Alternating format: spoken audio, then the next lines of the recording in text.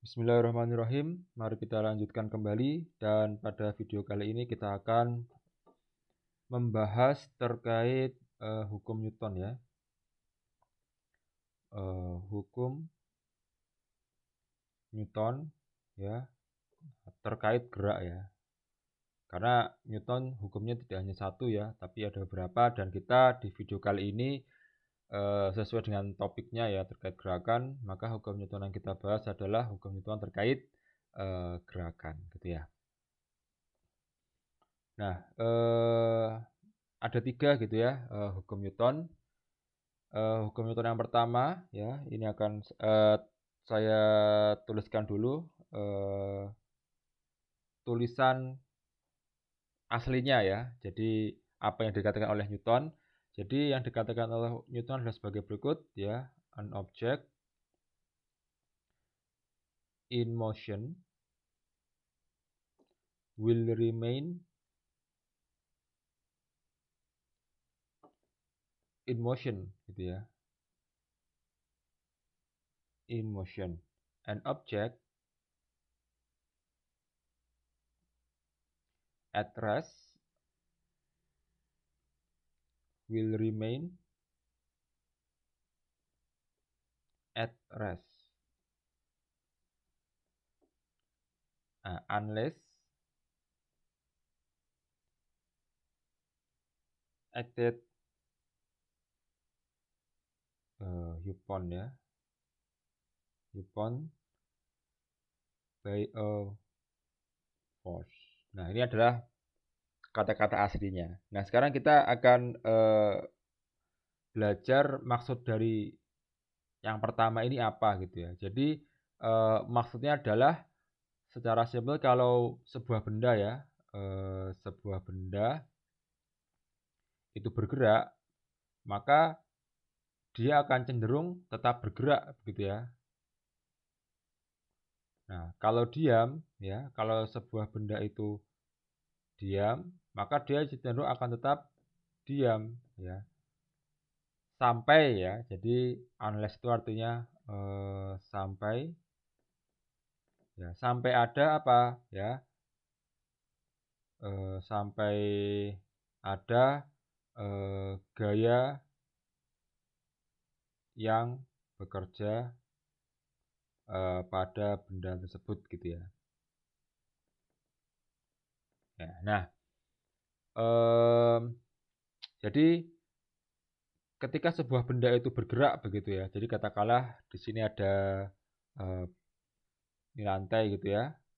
Ini bola, kemudian dia bergerak, maka sejatinya bola ini akan bergerak begitu ya. Bola ini akan bergerak, katakanlah lantainya ini datar gitu ya. Datar sempurna.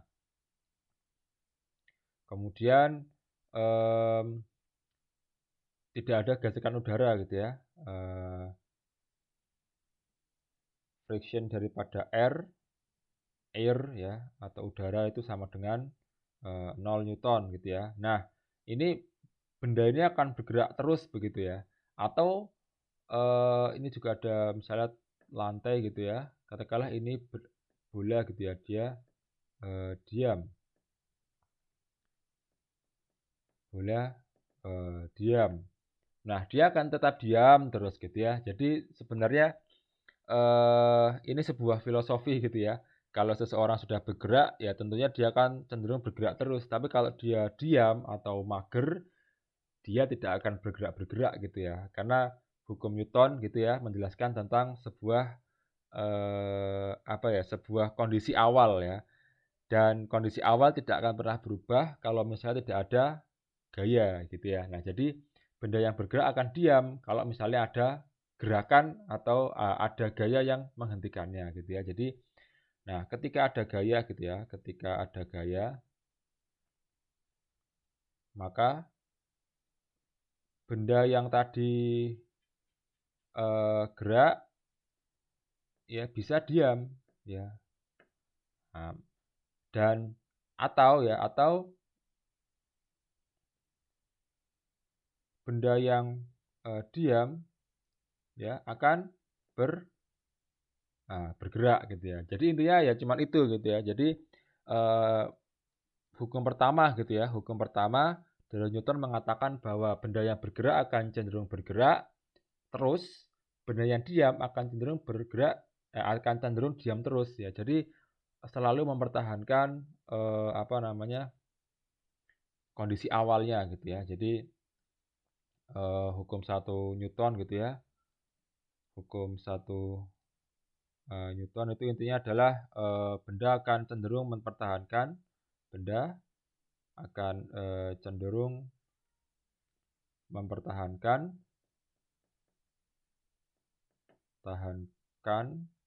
benda akan cenderung mempertahankan kondisi awalnya gitu ya. Nah, sampai ada gaya yang bergerak, gaya yang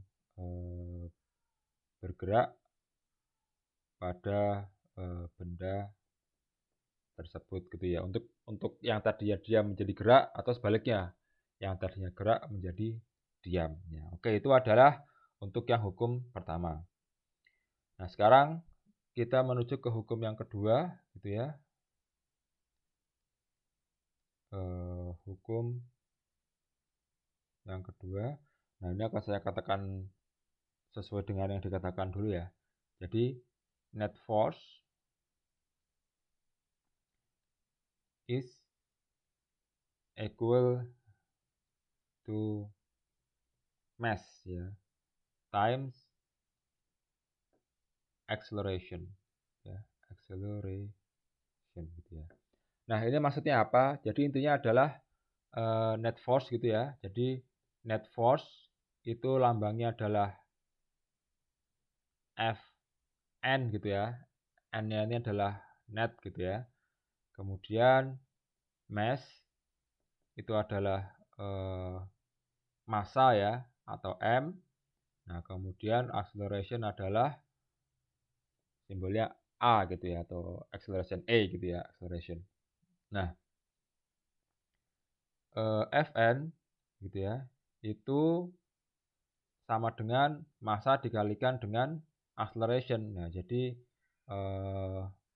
massa gitu ya dikalikan dengan acceleration gitu ya. Nah, ini simpel gitu ya, massa kali percepatan. Nah, perlu diingat bahwasannya di sini ada N-nya ya. Jadi ini adalah net gitu ya. Nah, maksudnya net itu apa? Maksudnya net itu adalah net adalah gaya apa ya? Total ya. Nah, jadi intinya apa? Seperti video di sebelumnya kan kalau misalnya ada benda ditarik ke sini, misalnya 10 Newton, ke sini 8 Newton. Nah, berarti Fn ya sama dengan ya 10 kurangi 8 ya 10-nya plus, 8-nya negatif. Jadi 2 Newton. Nah, nanti yang dibuat dalam perhitungan di hukum Newton 2 adalah yang 2 ini gitu ya. Karena ada kata-kata netnya gitu ya. Nah, jadi perlu diresultankan dulu gitu ya. Jadi ini adalah resultan gini aja ya. Fn itu adalah resultan daripada gaya. Nah, kita kembali ke rumus ini gitu ya.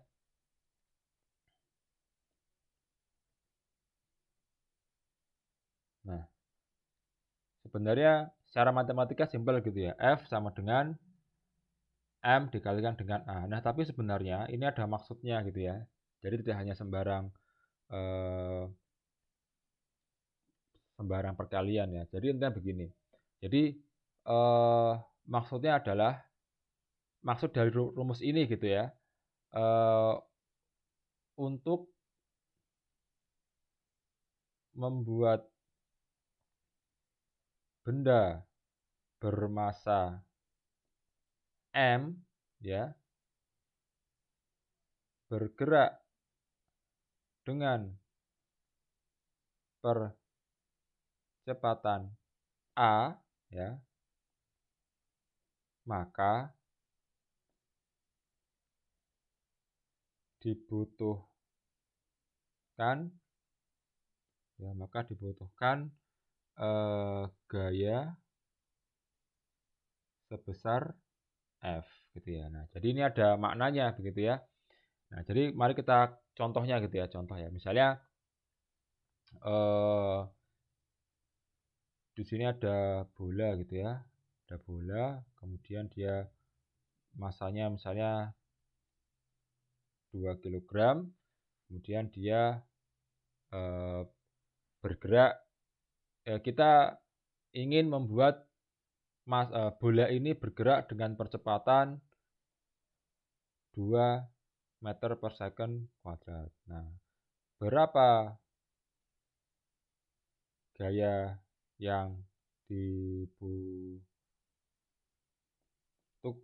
gitu ya. Nah, jadi gaya yang dibutuhkan untuk membuat benda bermasa 2 kg bergerak dengan percepatan 2 meter per second kuadrat adalah, nah ini jawabannya gitu ya, F sama dengan M bola gitu ya, dikalikan dengan percepatan bolanya gitu ya. Berarti M-nya adalah 2 kg ya, dikali dengan 2 meter per second kuadrat ya, sehingga jawabannya 4 kg meter per second kuadrat atau sama dengan 4 Newton gitu ya. Nah, ini juga mengindikasikan gitu ya bahwasannya Newton itu sebenarnya kilogram meter per second kuadrat. Jadi kilogram meter per second kuadrat ini adalah bentuk panjangnya daripada Newton. Kalau ini disingkat jadinya satuannya Newton gitu ya. Jadi kan satuan Newton ini kan satuan turunan ya. Jadi kan kilogram ini satuan pokok gitu ya. M kemudian detik juga besaran satuan pokok gitu ya. Nah, kemudian dikalikan menjadi besaran turunan, yaitu gaya yang memiliki satuan Newton, seperti itu. Oke, itu untuk hukum yang kedua dan hukum yang ketiga, ya, yang mana adalah hukum yang terakhir, gitu ya. Hukum 3, ya, nah ini saya tuliskan dulu gitu ya. For every action, there is an equal ya, but opposite reaction ya, opposite reaction. Nah, jadi ini maksudnya gimana? Jadi setiap ada gaya gitu ya, setiap ada gaya yang diberikan ya ke suatu benda ya, maka benda itu ya akan memberikan gaya yang sama ya, memberikan gaya yang sama namun arahnya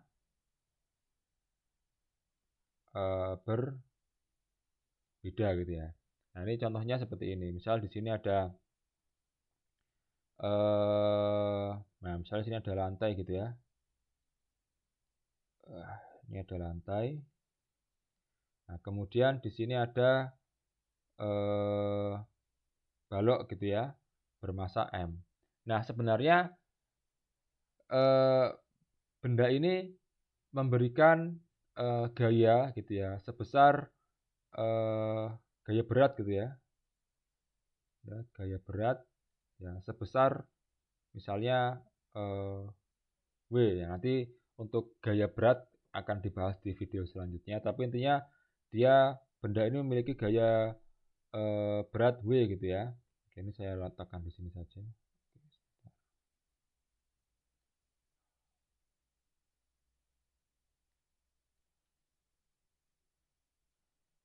Ya, ini lantai gitu ya. Nah, ini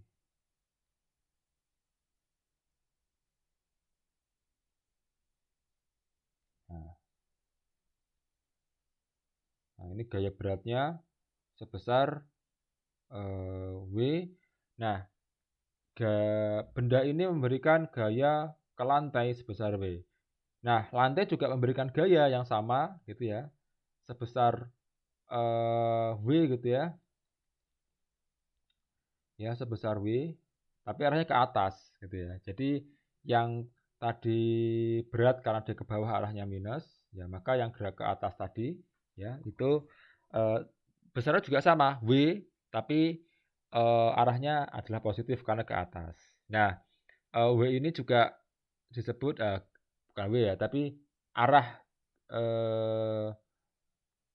gerakan arah gaya yang berlawanan gitu ya dengan gaya yang diberikan oleh balok ke meja tadi disebut sebagai gaya normal gitu ya. Tadi sudah kita singgung di video sebelumnya. Jadi ini adalah ya gaya normal gitu ya. Nah, jadi kan gaya normal itu kan dia selalu berlawan arah gitu ya. Gaya normal ini selalu berlawan arah dengan arah daripada gaya tidak salah berlawanan ya, tapi intinya kalau misalnya lantainya datar seperti ini, gaya beratnya ke bawah, maka gaya normalnya ke atas gitu ya. Nah, tapi kalau misalnya bendanya itu miring gitu ya, misalnya ini miring gitu ya, ini lantainya lantai miring, di sini ada bendanya bermassa M. Nah, gaya beratnya itu ke bawah ya, ke arah bawah ya gaya beratnya ya, ini W. Nah, tapi untuk gaya normalnya ya, untuk gaya normalnya dia tidak ke atas gitu ya, tidak ke atas gini ya, tapi dia membentuk sudut 90 derajat gitu ya. Ya, sudut 90 derajat ya dengan lantainya gitu ya. Jadi tidak selalu dia tidak selalu gaya normal itu berlawanan arah dengan berat gitu ya, tapi dia membentuk, kalau normal itu selalu membentuk sudut 90 derajat dengan lantai. Nah, nanti terus kalau ini gaya reaksinya apa gitu ya. Gaya reaksinya apa? Ya berarti kita harus membuat proyeksi gaya gitu ya. Proyeksi gaya daripada W gitu ya, daripada gaya beratnya jadi ke sini nanti ya. Nah, jadi kita uraikan nanti komponennya ya.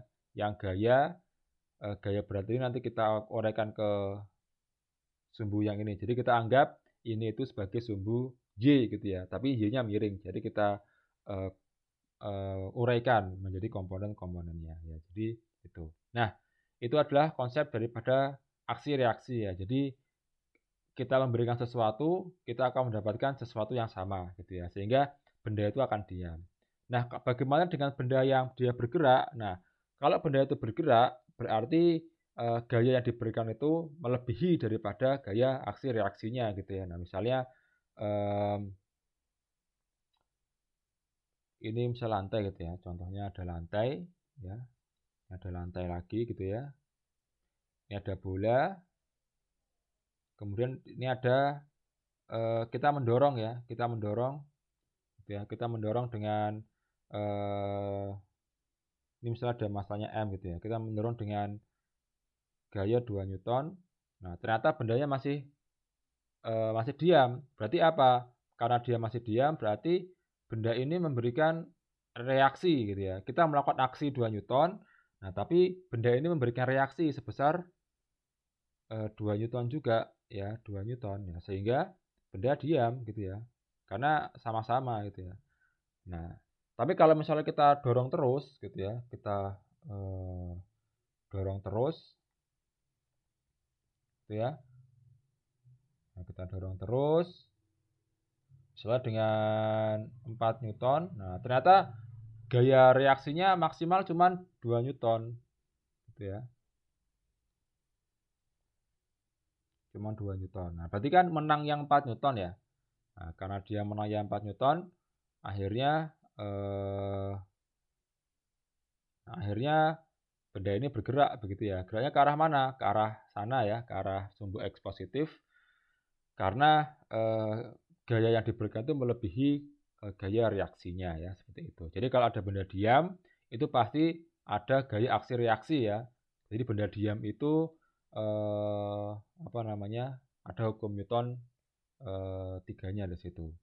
Walaupun tidak selalu diam ya, katakanlah benda itu bergerak gitu ya, tapi bergeraknya konstan, tidak ada percepatannya. Nah, suatu benda yang bergerak konstan itu juga dia tidak ada gayanya ya. Jadi, atau ada gaya tapi net force-nya atau resultannya itu sama dengan 0 sehingga tidak ada percepatannya gitu ya. Nah, jadi seperti itu untuk yang hukum ketiga Newton, setiap ada aksi pasti ada reaksi gitu ya. Nah, itu untuk hukum Newton ada 3. Semoga dengan video ini bisa membantu. Terima kasih atas perhatiannya.